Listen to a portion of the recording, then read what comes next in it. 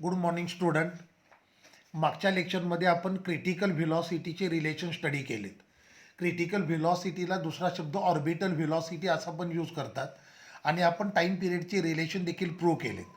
So critical velocity मी एकदा ती फास्टली रिवाईज करतो. क्रिटिकल व्हेलॉसिटी डिफाईन करतात minimum horizontal velocity for which satellite revolves in circular orbit around a given planet is called as critical velocity. क्रिटिकल व्हेलॉसिटीचा formula असतो critical velocity is equal to under root capital G capital M upon small r. Okay. जर body certain हाईटला असेल, satellite certain हाईटवर असेल तर त्याची क्रिटिकल व्हेलॉसिटी असते under root G M upon R. Okay. Then दुसरा फॉर्म्युला असतो under root G H into small r. G H म्हणजे acceleration due to gravity at given height, r म्हणजे ऑर्बिटल रेडियस, स्मॉल आर म्हणजे capital R plus H. जर satellite earth सरफेसला अगदी close orbit होत असेल तर त्याची क्रिटिकल व्हेलॉसिटी असते under root G M upon capital R किंवा अंडर रूट जी आर आणि ही व्हेलॉसिटी असते 8 किलोमीटर पर सेकंड. यासोबत आपण टाईम पिरियडचे रिलेशन देखील स्टडी केलेत. सॅटेलाइट जर सर्टन हाईटवर असेल तर त्याचा टाईम पिरियड असतो under root R cube small R cube upon G M. Okay. हेच रिलेशन येतं capital T is equal to 2 pi under root R upon G H. Satellite जर अर्थ सरफेसला अगदी क्लोज रिव्हॉल्व होत असेल तर त्या केसमध्ये हाईट निग्लिजिबल असणार आहे. मग आर प्लस एचला आपण कॅपिटल आर घेतो. मग त्या केसमध्ये रिलेशन येतं T is equal to 2 pi under root R cube upon G N. Okay. तर आपण हे बघितलं होतं time period square of time period is directly proportional to cube of orbiter radius. T square is directly proportional to r cube. Okay. T versus आरचा graph येतो curve passing through origin, तर T square versus r क्यूबचा graph येतो straight line passing through origin. तर आपण time period आणि critical व्हेलॉसिटीचे relation study केलेत.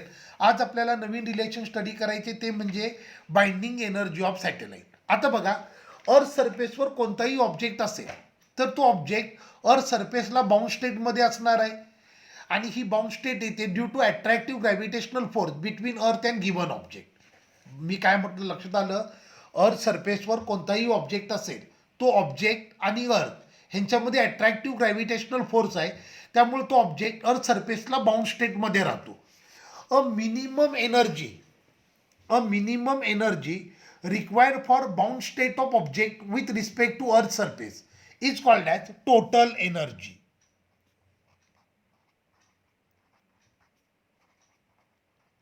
Minimum energy with which object remains in a bound state with earth surface is called as total energy.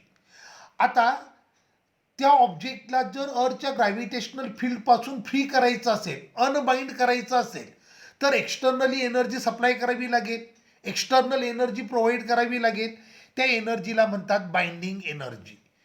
Okay. Minimum energy required to unbind an object from influence of earth gravitational field is called as binding energy. ह्याचं नाव जरी binding असलं तरी ही energy ऑब्जेक्टला unbind करण्यासाठी use करतात. ऑब्जेक्टला बाउंड स्टेटमध्ये ठेवणारी एनर्जी म्हणजे टोटल एनर्जी. तर ऑब्जेक्टला अर्थच्या ग्रॅव्हिटेशन फील्डपासून अनबाइंड करण्यासाठी जी मिनिमम एनर्जी लागेल त्या एनर्जीला म्हणतात बाइंडिंग एनर्जी. मग आता आपल्याला सॅटेलाइट जो सर्टन हाईटवर ऑर्बिट करतोय त्याच्या बाइंडिंग एनर्जीचं रिलेशन प्रूव्ह करायचं आहे. मग आता बघा, capital M mass of earth, capital R radius of earth, H height above the surface of earth, small r orbital radius आणि स्मॉल आर असणार r plus H.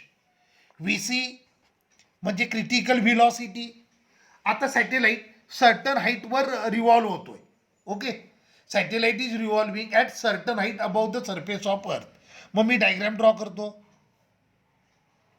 He earth, this is radius of earth, H height above the surface of अर्थ, हे झालं small r orbital radius, हा झाला satellite आणि ही त्याची velocity critical velocity.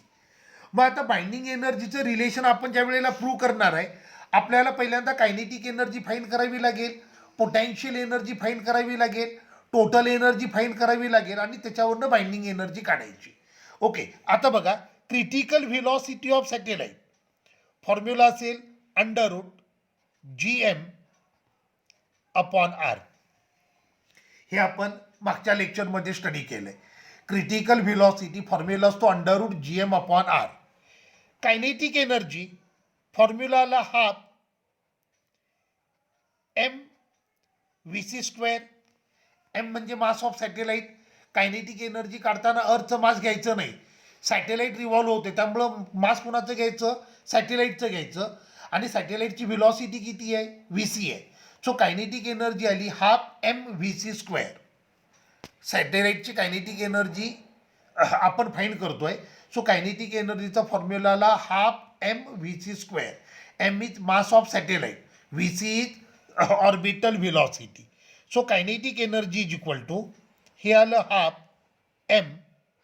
VC आहे √GM अपॉन आर, हा त्याचा स्क्वेअर. स्क्वेअर आणि स्क्वेअर रूट कॅन्सल झालं. सो कायनेटिक एनर्जी आली half mGM upon R. Therefore kinetic energy is equal to GMM upon 2R. आता स्मॉल आर म्हणजे capital R plus H. Therefore kinetic एनर्जीचा दुसरा formula आला, kinetic energy is equal to GMM upon R plus H. ही झाली kinetic energy of satellite. मी कसं find केलं तुमच्या लक्षात आलं. कायनेटिक एनर्जीचा फॉर्म्युला मी हाफ mv² घेतला. आता सॅटेलाइट रिव्हॉल्व होते त्यामुळे मास कुणाचं आलं, सॅटेलाइटचं आलं. आणि VC म्हणजे क्रिटिकल व्हेलॉसिटी ऑफ सॅटेलाइट. मग त्याच्यावरनं कायनेटिक एनर्जीचा फॉर्म्युला आला, kinetic energy is equal to GMM upon 2R is equal to GMM upon R plus H. आता पोटेन्शियल एनर्जी काढूयात. Potential energy it is gravitational potential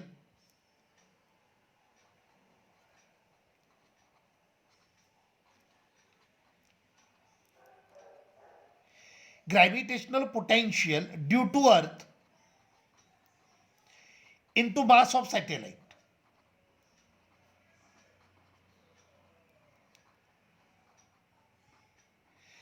gravitational potential energy फॉर्म्युलाला gravitational potential due to earth into mass of satellite. Gravitational potential असणार आहे -GM upon R. हे relation आपल्याला नंतर पुन्हा अजून येणार आहे, हे आपल्याला डेरिव्हेशन स्टडी करायचं आहे. So gravitational potential due to earth किती असतं, -GM upon R.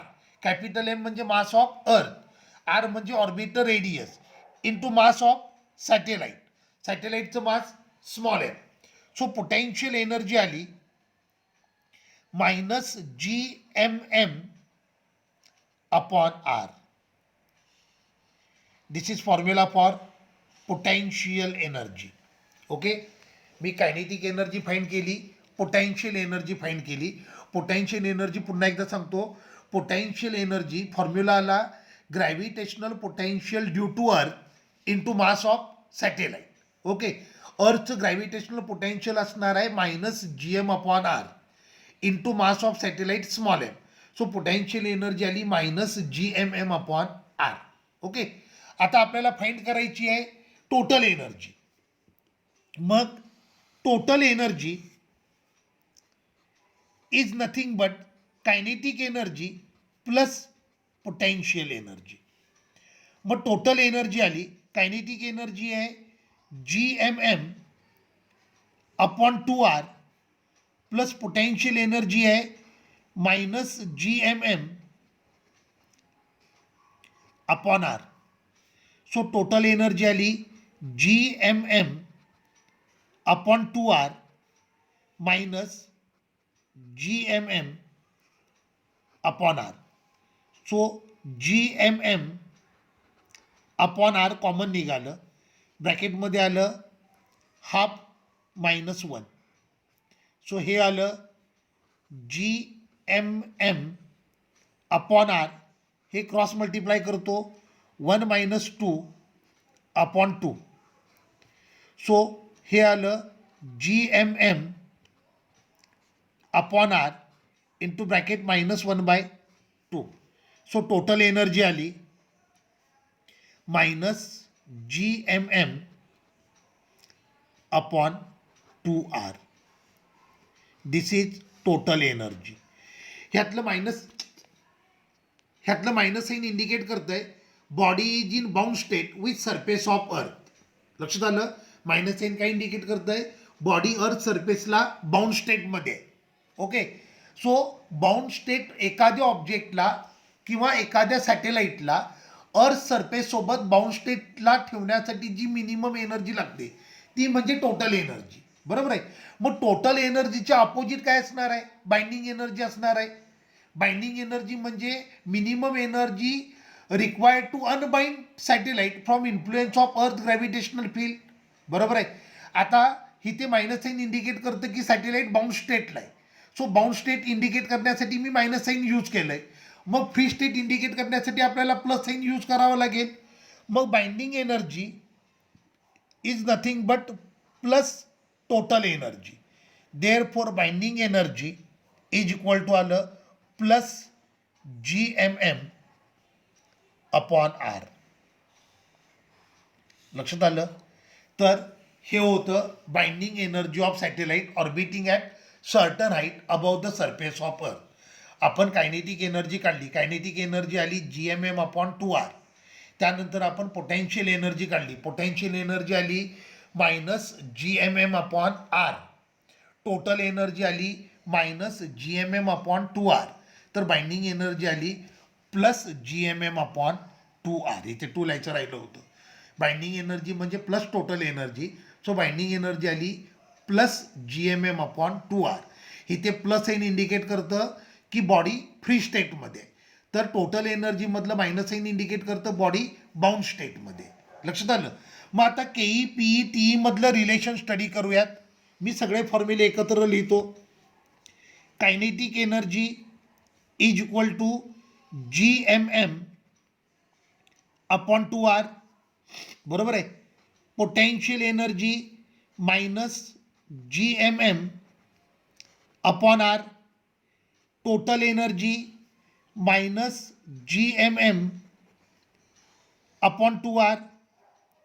Binding energy plus GMM upon 2R.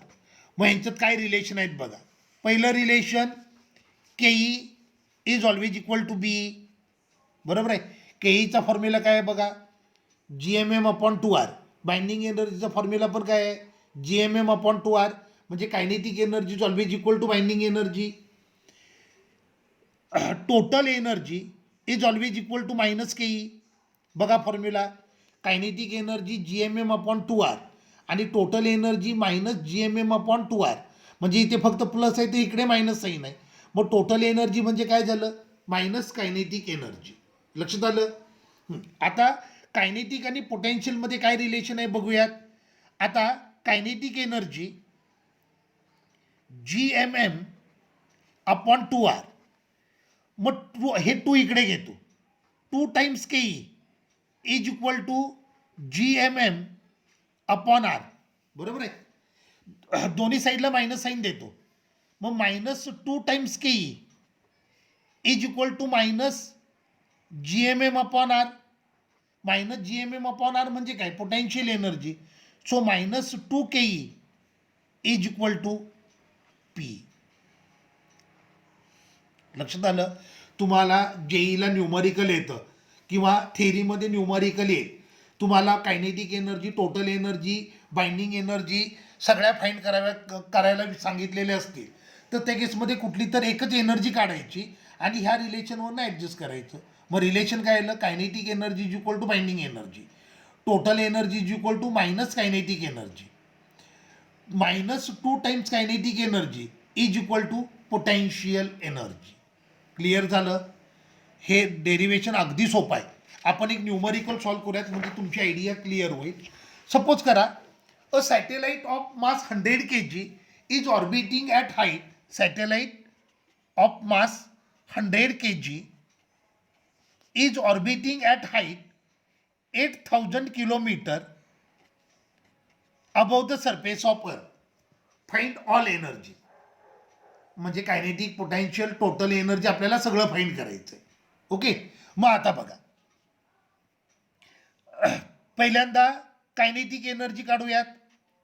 Kinetic energy is equal to GMM upon 2R. बरोबर आहे. जी म्हणजे युनिव्हर्सल ग्रॅव्हिटेशन कॉन्स्टंट, त्याची व्हॅल्यू असते 6.67 इंटू 10⁻⁻11. एम म्हणजे मास ऑफ सॅटेलाइट, एम म्हणजे mass of अर्थ, आणि ते असतं 6 into 10⁻24 kg into small M mass of satellite 100 kg म्हणजे 10⁻2 kg divided by small R म्हणजे R plus H. Radius of earth असते 6400 किलोमीटर प्लस हाईट किती दिले 8000 किलोमीटर इंटू हे 10⁻3. कारण आपल्याला कॅल्क्युलेशन करताना हे किलोमीटरला मीटरमध्ये कन्वर्ट करावं लागणार आहे. हा फॉर्म्युला मी हवं तर असा लिहितो म्हणजे तुमचं कन्फ्युजन होणार नाही. GMM अपॉन 2 स्मॉल आर म्हणजे R प्लस एच. आर म्हणजे रेडियस ऑफ अर्थ. रेडियस ऑफ अर्थ किती असते 6400 किलोमीटर. हाईट किती दिले 8000 म्हणजे 8000 किलोमीटर. मग इंटू 10⁻3 केलं की हे काय झालं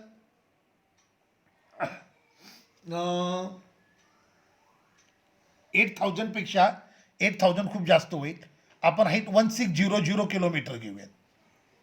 1600 किलोमीटर.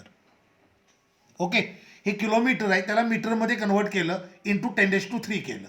हाईट आपण 1600 किलोमीटर घेतले. मग G इंटू एम हे असतं 4 इंटू 10⁻14. हे मला व्हॅल्यू पार्ट आहे. आपल्या ऑलमोस्ट सगळ्या फॉर्म्युल्यामध्ये कॅपिटल जी कॅपिटल एम येणार आहे.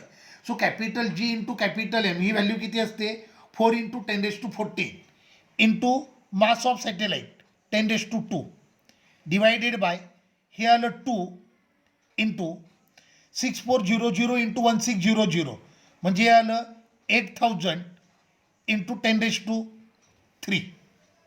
सो हे 4 2 कट करतो म्हणजे हे आलं 2 इंटू 10⁻16 डिवायडेड बाय, कळलं का, आम्ही या 2 या 4ला कट केलं. 2 इंटू 10⁻16 डिवायडेड बाय 8 इंटू 10⁻6. 2 हे आलं 4. 1/4 म्हणजे 0.25. 0.25 इंटू 10⁻16 इंटू 10⁻6. सो हे आलं 0.25 इंटू 10⁻10. हे 6 वर गेल्यानंतर -6 झालं. बरोबर आहे. हे आलं 10⁻10. सो कायनेटिक एनर्जी आली 2.5 इंटू 10⁻9 जूल. कायनेटिक एनर्जी काढली. आता कायनेटिक एनर्जी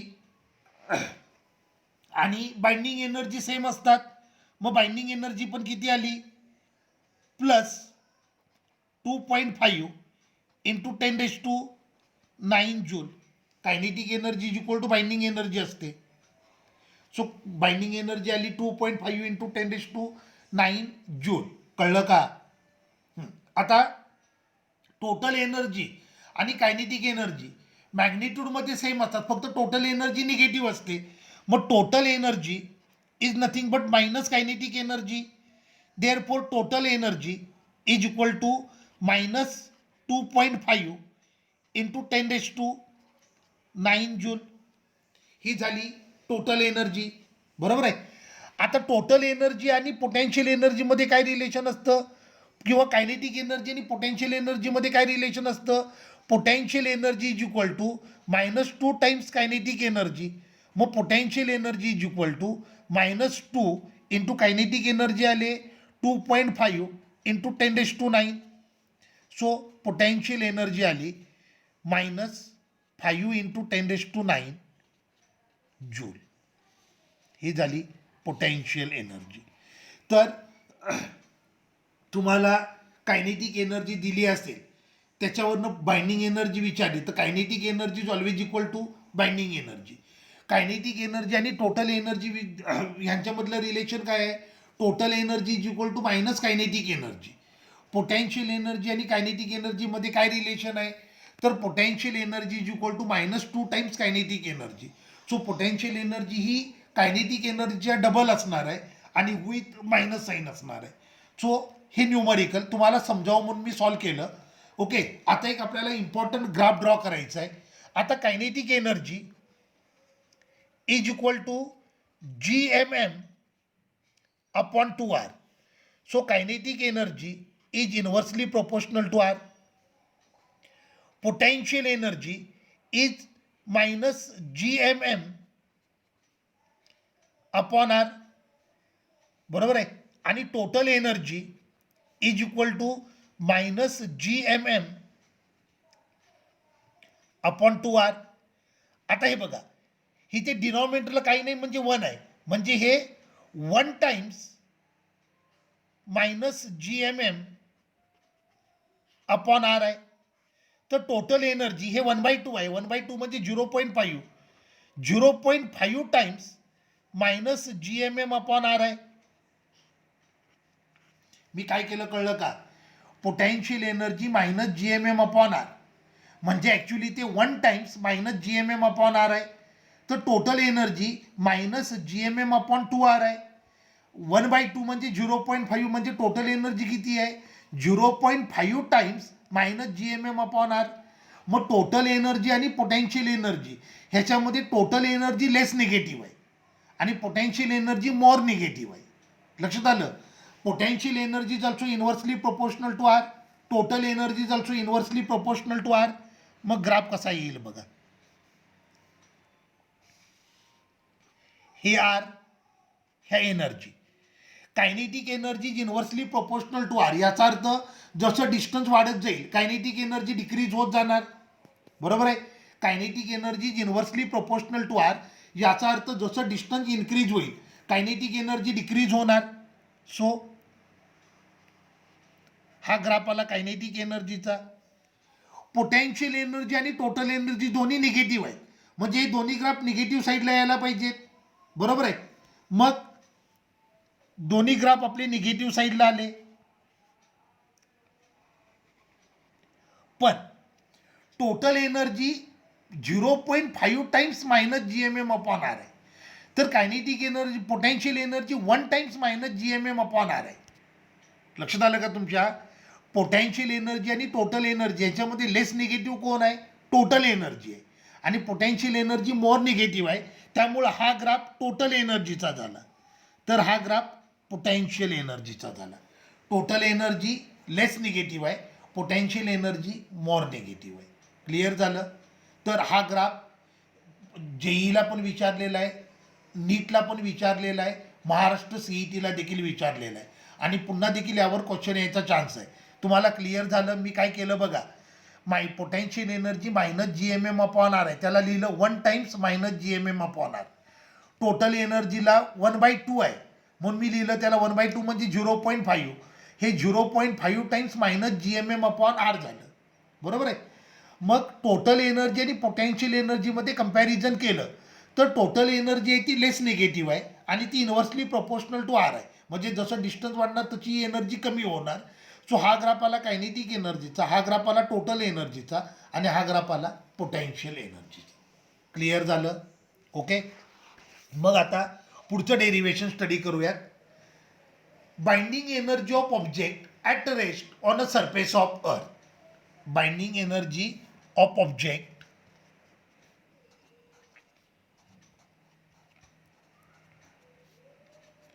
ॲट रेस्ट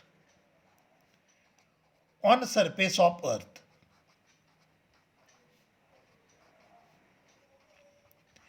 आता ऑब्जेक्ट सरफेसवर आहे त्यामुळे हाईट किती असणार? 0 असणार. ऑब्जेक्ट सरफेसवर आहे त्यामुळे हाईट किती असणार? 0 असणार. आता ऑब्जेक्ट रेस्ट पोझिशनला आहे त्यामुळे ऑब्विसली क्रिटिकल व्हेलॉसिटी किती असणार? 0 असणार. बरोबर आहे ना? एखादी बॉडी जर रेस्ट पोझिशनला असेल तर तिची व्हेलॉसिटी 0 असते. आता kinetic energy is equal to half M V C square, पण व्ही सी झिरो आहे त्यामुळं कायनेटिक एनर्जी पण किती आली, झिरो आली. मगाची कायनेटिक एनर्जी झिरो नव्हती, पण आता हे derivation binding energy of object at rest on a surface of earth, body अर्थच्या सरफेसवर आहे आणि ती रेस्टला आहे. रेस्टला असल्यामुळं व्हिलॉसिटी झिरो झाली, सो कायनेटिक एनर्जी पण झिरो झाली. पोटेन्शियल एनर्जी पुन्हा तोच formula, gravitational potential due to earth into mass of object, mass of body. Okay, so हे आलं minus G M upon capital R. आता इथं कॅपिटल आर का घेतलं, मगाची मी स्मॉल आर घेतलं होतं कारण सॅटेलाइट सर्टन हाईटला होता. आता बॉडी अर्थ सरफेसवर आहे, अर्थ सरफेसवर असेल तर सेंटर टू सेंटर डिस्टन्स किती येणार, कॅपिटल आर येणार into mass of satellite. So potential energy आली minus G M M upon capital R. कळलं का. कायनेटिक एनर्जी झिरो कारण velocity zero. Gravitational potential due to earth on surface, object सरफेसवर आहे त्यामुळं सेंटर टू सेंटर डिस्टन्स म्हणजे radius of earth असणार. So potential आलं minus G M upon capital R into mass of satellite किंवा mass of body small m. So potential energy आली minus G M M upon capital R. मगाच्या फॉर्म्युल्यामध्ये small r येत होतं कारण body certain हाईटवर होती. आता बॉडी अर्थ सरफेसवर आहे त्यामुळं आता एच झिरो झालं, त्यामुळं सेंटर टू सेंटर डिस्टन्स किती झालं, capital R. So potential energy आली minus G M M upon capital R. Total energy is nothing but kinetic energy plus potential energy. Kinetic energy झिरोच आहे plus potential energy minus G M M upon R. So total energy आली minus G M m sorry total energy आली minus G M M upon capital R. यातलं minus sign काय indicate करत आहे, body is in bound state with surface of earth due to attractive gravitational force. मग आता बॉडीला free करण्यासाठी, अर्थच्या gravitational इफेक्टमधून free करण्यासाठी, अर्थच्या ग्रॅव्हिटेशनल फील्डमधून अनबाइंड करण्यासाठी जी मिनिमम एनर्जी लागेल that is nothing but binding energy. So binding energy is nothing but plus T. So binding energy आली plus G M M upon capital R. मगाचं derivation आणि ह्या डेरिवेशनमध्ये काय डिफरन्स आहे बघा. मगाची कायनेटिक एनर्जी झिरो नव्हती तर या केसमध्ये ऑब्जेक्ट रेस्टला असल्यामुळं कायनेटिक एनर्जी झिरो आहे. मगाच्या फॉर्म्युल्यामध्ये सगळीकडे स्मॉल आर आलं होतं, आर प्लस एच आलं होतं. आता या केसमध्ये ऑब्जेक्ट सरफेसवर आहे त्यामुळं हाईट झिरो झाली, त्यामुळं सगळीकडे स्मॉल आरच्या ऐवजी कॅपिटल आर आलं आहे. सो बाइंडिंग एनर्जी आली plus G M M upon R. यातलं प्लस साईन इंडिकेट करेल की ऑब्जेक्ट आहे तो फ्री स्टेटमध्ये आहे, अनबाइंड झालेला आहे. सो बाइंडिंग एनर्जीचं नाव जरी बाइंडिंग एनर्जी असलं तरी ती एनर्जी अनबाइंड करण्यासाठी यूज करतात. So minimum energy required to unbind an object from influence of earth gravitational field is called as binding energy. तर आज आपण दोन इम्पॉर्टंट डेरिवेशन स्टडी केले. पहिलं डेरिवेशन होतं binding energy of satellite orbiting at certain height above the surface of earth. मग त्याच्यामध्ये आपण कायनेटिक एनर्जी फाइंड केली, पोटेन्शियल एनर्जी फाइंड केली, टोटल एनर्जी फाइंड केली आणि बाइंडिंग एनर्जी फाइंड केली. मगाच्या डेरिवेशनमध्ये ऑर्बिटिंग सॅटेलाइट असेल तर कायनेटिक एनर्जी असते G M M upon two small r. Potential energy असते minus G M M upon small r. Total energy असते minus G M M upon two small r. तर binding energy असते G M M upon two small r. Okay. Kinetic energy is equal to binding energy. Kinetic energy with minus sign is equal to total energy. Minus two times K is always equal to potential energy. Okay. तर ह्या derivation ह्या डेरिव्हेशनमध्ये बघा object रेस्टला आहे त्यामुळं kinetic energy zero झाली, potential energy आली minus G M M upon capital R. आता कॅपिटल आर का आलं, कारण ऑब्जेक्ट सरफेसवर आहे त्यामुळं centre to centre distance capital R आलं. टोटल एनर्जी म्हणजे kinetic energy plus potential energy, kinetic energy झिरोच आहे त्यामुळं टोटल एनर्जी म्हणजे पोटेन्शियल एनर्जी झाली. सो टोटल एनर्जी आली minus G M M upon capital R. Minus sign indicate करतो object bound स्टेटला आहे, तर बाइंडिंग एनर्जी म्हणजे फ्री स्टेटवाली एनर्जी आली plus G M M upon R. लक्षात आलं. ह्याच्यावर जेई नीटला न्यूमरिकल येतात, फॉर्म्युला अगदी केअरफुल यूज करायचा. ऑब्जेक्ट सर्टन हाईटवर आहे की सरफेसवर आहे हे बघून तुम्ही फॉर्म्युला अप्लाय करायचे, कारण दोन रिलेशन वेगळे येतात. आणि सगळ्यात इम्पॉर्टंट तो आपण ड्रॉ केलेला ग्राफ. क्लिअर झालं. आता नेक्स्ट लेक्चरमध्ये आपल्याला क्रिटिकल व्हेलॉसिटी आणि तिथे व्हेरियस रिलेशन स्टडी करायचे. ठीक आहे, तोपर्यंत थांबूया.